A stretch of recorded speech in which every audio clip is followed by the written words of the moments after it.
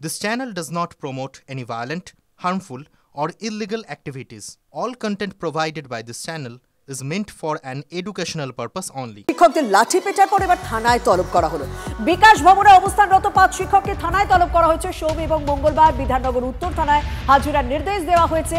হাজিরা না দিলে আরো কড়া ধারার হুঁশিয়ারি দেওয়া হয়েছে চিঠিতে। স্বাভাবিকভাবে ওই চাকরিহারা শিক্ষকরা প্রশ্ন করছেন, মার খেলাম আমরা, তা সত্ত্বেও কেন আমাদের ডাকছে পুলিশ, এই প্রশ্নই করছেন তারা।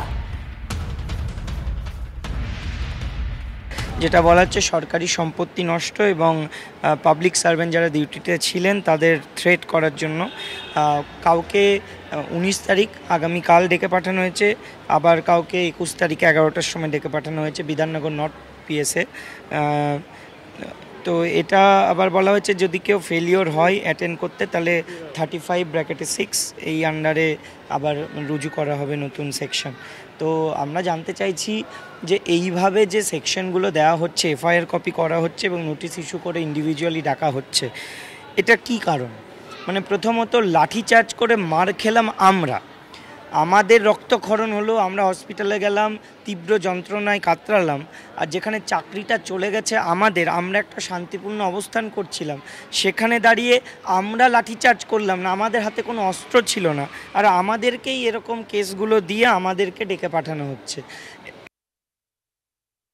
যেটা বলা হচ্ছে সরকারি সম্পত্তি নষ্ট এবং দেখুন, আমার আলাদা এই বিষয়গুলো নিয়ে মন্তব্য নেই।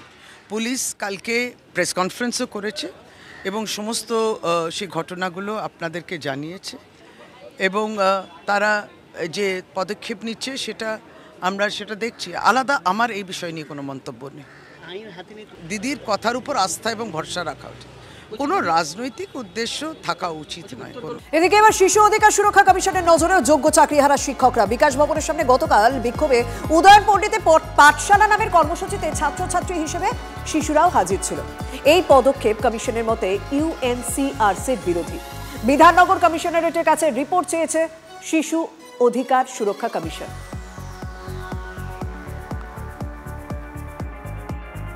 একদমই নয়, আমরা আন্দোলনের নামে শিশুদের ব্যবহার করছি এরকমটা নয়। তারা নিজেদের মতো করে এসেছে, তাদের শিক্ষক শিক্ষিকারা তাদের প্রতি সমব্যথী। কারণ আমরা আমাদের স্কুলেও যারা রয়েছে সেখানেও দেখছি তারা কিন্তু নিজেরাই ফোন করছে, নিজেরাই বলছে যে স্যার আমরা আছি, এরকমভাবে আপনাকে কেন মারবে। তারা তো আর এত বোঝে না, তারা বলছে স্যার আপনাকে মারবে কেন, ওইদেরকে কেন মারবে, এরকমভাবেই তারা বলছে তাই এরকমটা ঠিক নয়, যদি বলেন স্যার আমরা যাব, কিন্তু আমরা কখনোই বলিনি আন্দোলনের সামিল। রিপোর্ট চেয়েছে, তারা রিপোর্ট দেবেন, আমরা আমাদের মতো করে তার কথা বলবো, আমাদের কথাগুলো। বিকাশ ভবনে টানা 12 দিন ধরে অবস্থানে চাকরিহারারা প্রত্যেক দিনের ছবি আপনাদের সামনে তুলে ধরছে। আজ সকালেও সেখানেই দেখা মিলল যাদবপুরের এক বাসিন্দা অর্পিতা সেনগুপ্তের। চাকরি হারালেও কর্তব্যে অবিচল অর্পিতা। পূর্ব বর্ধমানের বড় বলরাম লাল বিহারী বিদ্যা মন্দিরের শিক্ষিকা ভূগোল খাতা দেখছেন রাস্তায় বসে। হ্যাঁ, রাস্তায় রয়েছেন, নিজের চাকরির দাবি জানাচ্ছেন, কিন্তু তিনি তো শিক্ষিকা, তাই নিজের জায়গা থেকে নিজের দায়িত্ব থেকে তিনি সরতে পারেননি রাস্তায় বসেও। বিকাশ ভবনে শিক্ষক শিক্ষিকারা অবস্থানে বসেছেন, রাত দিন তারা অবস্থান করছেন, আর তার মাঝখানে স্কুলের যে কাজকর্ম যেগুলো অন্যত্র গিয়ে করা যায় সেগুলো তারা মাঝে মধ্যে সেরে ফেলছেন। যাদবপুরের বাসিন্দা অর্পিতা সেনগুপ্ত পূর্ব বর্ধমানের বড় বলরাম লালবিহারী বিদ্যা মন্দির স্কুলের শিক্ষিকা, অষ্টম শ্রেণীর ভূগোল খাতা দেখছেন। না, এরকমটা হবে কোনোদিনও ভাবিও নি, দুঃস্বপ্নেও ভাবিনি। আজকে এখানে বসে খাতা দেখছি, তার কারণ হলো আমার একটা দায়বদ্ধতা বর্তায় আমার ছেলে মেয়েদের ওপর। গরমের ছুটির পরে আমাদের টিআইসির আলোচনা করে দিয়েছেন আর কি, যে গরমের ছুটির পর যেদিনই স্কুল খুলবে তার 1 সপ্তাহের মধ্যে রেজাল্ট বের করতে হবে। এবার সেই জন্য 2 তারিখ তো আর বেশি দিন বাকি নেই, আমাকে খাতাগুলো দেখে ফেলে নম্বর ট্যাবুলেশনে করে দিতে হবে, যাতে হচ্ছে আমার জন্য যাতে হচ্ছে রেজাল্ট বেরোতে কোনোভাবে দেরি না হয়। ক্যামেরায় দীপঙ্কর জানার সঙ্গে সুশোভন ভট্টাচার্য, TV9 বাংলা। আর এই অবস্থানে স্বামীকে নিয়ে রাস্তায় বসে রায়নার বাসিন্দা রাজশ্রী নায়। স্ত্রীর নার্ভের সমস্যা রয়েছে, তাই কাজ ছেড়ে স্ত্রীর পাশে বসে দিন কাটাচ্ছেন স্বামী। 5 বছর হলো বিয়ে হয়েছে, এ যেন একেবারে অন্যরকম অভিজ্ঞতা বলছেন দম্পতি। বিকাশ ভবনের সামনে স্ত্রী আন্দোলন করছে, তাই স্বামী তার সঙ্গী। এখানে ইনি শিক্ষিকা আর ইনি হলেন তার স্বামী।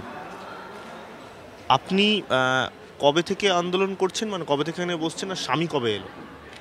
আমি তো যতবার আন্দোলন হয় ততবারই এসেছি। শারীরিক কন্ডিশন ভালো নয়, তার জন্য আমি প্রতিবার নাইট স্টে করতে পারি না। এর আগে ওই আচার্য সদনে ওখানে এসএসসি ভবনে ওখানে দু রাত ছিলাম, আমার হাজব্যান্ডও ছিল। মানে রাত্রিরে আমি একা থাকার মতো শরীরের কন্ডিশন নেই আর কি, তার জন্যই হাজব্যান্ডকে বারবার আসতে হয়।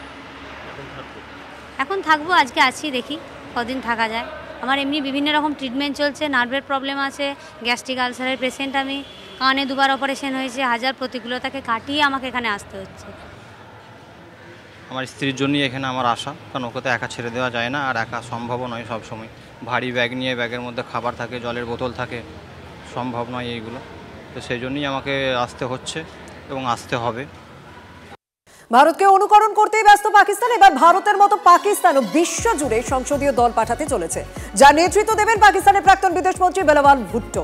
জঙ্গিদের আশ্রয়দাতা পাকিস্তানের মুখে এখন শান্তির বাণী। শান্তি চায় পাকিস্তান, গোটা বিশ্বকে বার্তা দেওয়ার চেষ্টা ইসলামাবাদের।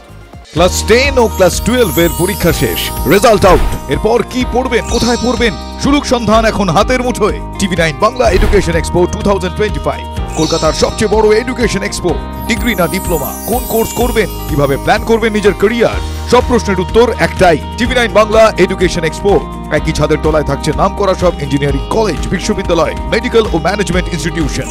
টিভি9 বাংলা এডুকেশন এক্সপো 2025, 31 মে ও 1 জুন বোস ইনস্টিটিউটে, কলেজ মোড়, সেক্টর 5, সকাল 10টা থেকে সন্ধ্যে 7টা পর্যন্ত। এন্ট্রি একেবারে ফ্রি।